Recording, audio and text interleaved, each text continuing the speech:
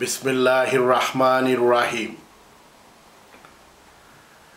UK news Bangla online সংবাদপত্রের পক্ষ থেকে লন্ডন থেকে মহিউদ্দিন আফজাল বলছি। সম্মানিত ভাই ও বোনেরা, আসসালামু আলাইকুম। ইউকে নিউজ বাংলা সংবাদ পরিবেশনের পাশাপাশি মানবতার কল্যাণে কিছু মেসেজ ইতিমধ্যেই বিশ্বময় ছড়িয়ে দিয়েছে। আমাদের আজকের মেসেজ হচ্ছে বাংলাদেশের বর্তমান একটি গুরুত্বপূর্ণ সমস্যার কথা। সেটা হচ্ছে ইভিটিজিং বা বখাটে উপদ্রব। ইদানিং বাংলাদেশে বখাটে উপদ্রব মারাত্মকভাবে বেড়ে গিয়েছে। বখাটেপনার কারণে ইতিমধ্যেই নাটোরে কলেজ শিক্ষক মিজানুর রহমান নিহত হয়েছেন তাদের হাতে। পাশাপাশি অনেক হত্যাকাণ্ডের ঘটনা, আত্মহত্যার ঘটনা বখাটে উপদ্রবের কারণে ঘটেছে। অনেক মেয়েরা বখাটেপনার কারণে স্কুল কলেজে যেতে ভয় পাচ্ছে, অনেকে স্কুল কলেজ ছেড়েও দিয়েছে এই বখাটেদের উপদ্রবের কারণে। এখন আমি যে কথা আপনাদের উদ্দেশ্যে শেয়ার করতে চাই সেটা হচ্ছে কেন ইভিটিজিং অথবা বখাটে উপদ্রব হচ্ছে সে সম্বন্ধে কিছু শেয়ার করতে চাই, পাশাপাশি আরও কিছু সাজেশন, আরও কিছু মন্তব্য। আমাদেরকে মেইন রুটে যেতে হবে, কেন বখাটে উপদ্রব বাংলাদেশে হচ্ছে।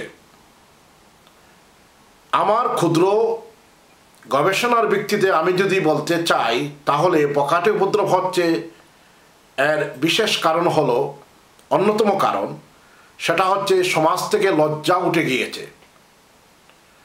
আমাদের সমাজে রন্ধে রন্ধে যে লজ্জার যে প্রভাব ছিল সেটা দিনকে দিন উঠে যাচ্ছে, যার কারণে কিন্তু সমাজে সর্বত্র বখাটে উপদ্রব ছড়িয়ে পড়েছে। আপনারা জানেন, মুসলিম জীবন হোক অথবা নন মুসলিম জীবনেই হোক, লজ্জা একটি গুরুত্বপূর্ণ বিষয়।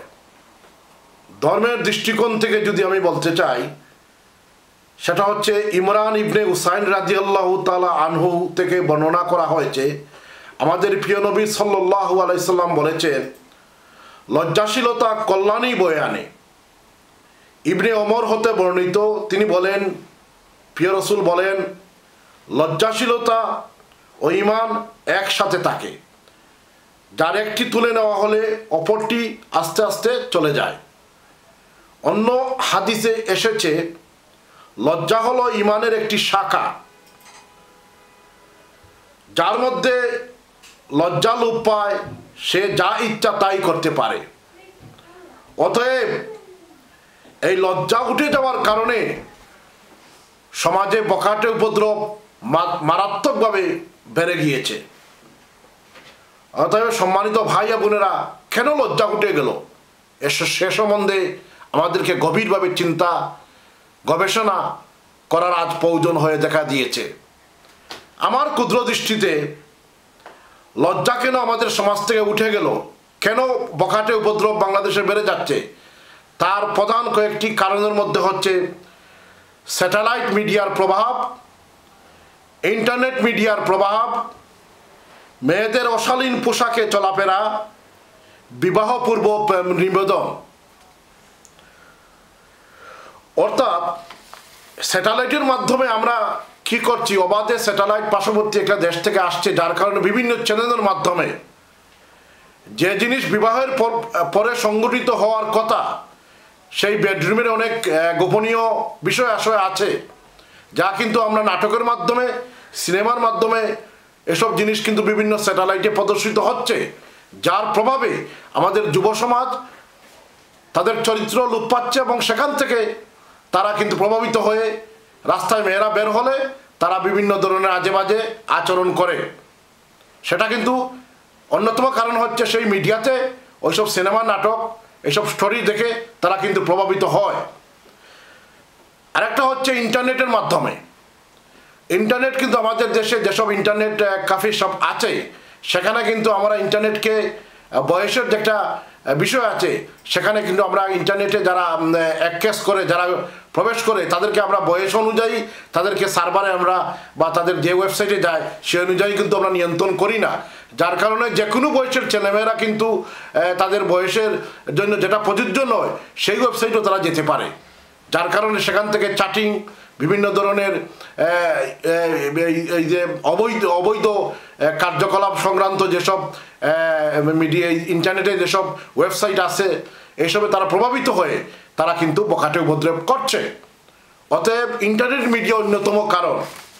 পাশাপাশি আমাদের মা বোন যারা আছেন তারা কিন্তু অনেক ক্ষেত্রে তারা অশালীন যারা পোশাক পরেন, সবাই না, সমাজের একটা অংশ অশালীন পোশাক পরে বের হন, যার কারণে এটা থেকে কিন্তু যুব সমাজ এটা থেকে উস্কানি পায় এবং তারা এখান থেকে আল্লাহ রাব্বুল আলামিন মেয়েদেরকে যে তাদের মধ্যে যে সৌন্দর্য নিয়ামত দান করছেন, সেই নিয়ামতটা কিন্তু ঢেকে রাখা উচিত।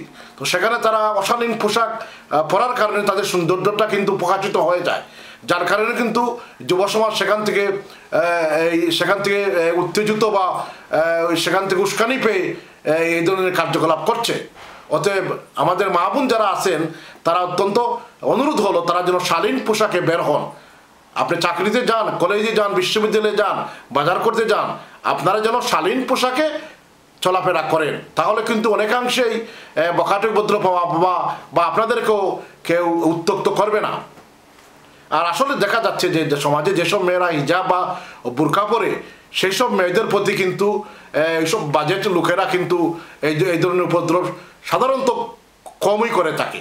আমার সফার গবেষণায় আমি দেখতে পাচ্ছি যে বুরকা পরা মেয়ে বা যারা শালীন পোশাক পরে তাদেরকে কিন্তু এইসব আজে বাজে লোকেরা কিন্তু রাস্তাঘাটে অশুভ আচরণ করে না।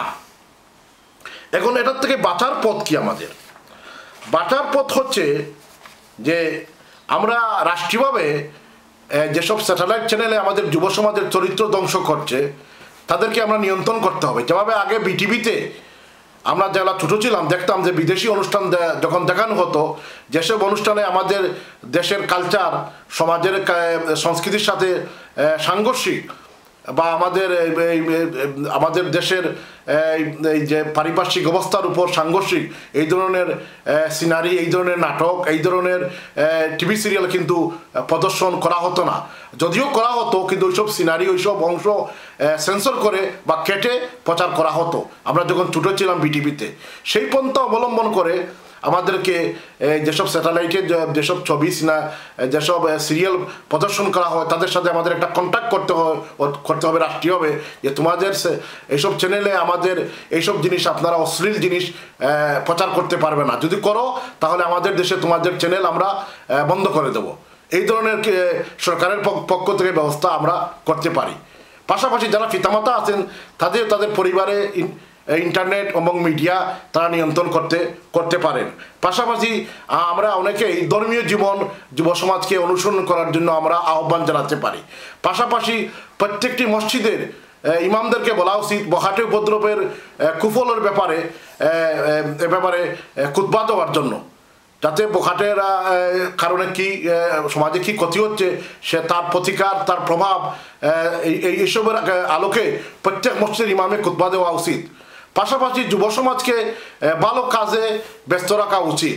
পাশাপাশি যারা লেখাপড়া জীবন শেষ করে ফেলছে, মেয়েদের ভরণ পোষণের ক্ষমতা রাখে, তাদেরকে যথাশীঘ্র বিবাহের ব্যবস্থা করে দেওয়া। পাশাপাশি এও করতে পারি আমরা যে যারা এসব কার্যকলাপ করছে তাদের ব্যাপারে আমরা কিছু আইন কানুনও করতে পারি সরকারের পক্ষ থেকে। বিশেষ করে মেয়েদের বিনা অনুমতিতে মোবাইল ফোনের মাধ্যমে ছবি অথবা ভিডিও ধারণ, এসব কিন্তু আইন করে নিষিদ্ধ করতে হবে এবং শাস্তির ব্যবস্থা করতে হবে। পাশাপাশি এই যেমন দেখা যাচ্ছে যে এই যে বিভিন্নভাবে আমরা দেখতে পাচ্ছি বিভিন্ন ক্যাফে ইন্টারনেট ক্যাফেতে নিয়ন্ত্রণ করতে হবে, যাতে উঠতি বয়সের ছেলেরা যাতে এখানে এসে নষ্ট না হয়, এই ধরনের আইন করতে হবে। পাশাপাশি এও করা যেতে পারে যে আমরা প্রত্যেকে যুব সমাজকে আমরা 5 ওয়াক্ত নামাজ পড়ার জন্য আমরা তাদেরকে অনুরোধ করতে পারি, কারণ নমাজবিহীন কিন্তু আমাদের চরিত্র ধ্বংস হয়ে যায়। যদি প্রত্যেক যুব সমাজ যদি নমাজের দিকে চলে আসে তাহলে কিন্তু এই বখাটে উপদ্রবের আর সুযোগ পাবে না। তাইলে আমরা সমাজের প্রত্যেকটা মানুষ যুব সমাজকে আমরা নমাজের দিকে আহ্বান করা, তাহলে কিন্তু বখাটে উপদ্রব অনেকাংশে কমে যাবে। পরিশেষে আমি এইটুকু বলতে চাই, আশা করি ব্যাপারে আমাদের সমাজের দায়িত্বশীল ইমাম, রাজনৈতিক নেতা, সামাজিক নেতারা বখাটে উপদ্রব বন্ধের লক্ষ্যে এই ধরনের কার্যকলাপ গ্রহণ করবেন। প্রথম হলো যে তাদেরকে ধর্মীয় জীবনের দিকে ফিরত আনা, নামাজের দিকে আনা, অশ্লীলতা বন্ধে বিভিন্ন স্যাটেলাইটকে নিয়ন্ত্রণ করা, এই ধরনের কার্যকলাপ গ্রহণ করা। সবাইকে আমাদের এই বক্তব্য শোনার জন্য ধন্যবাদ। আসসালামু আলাইকুম।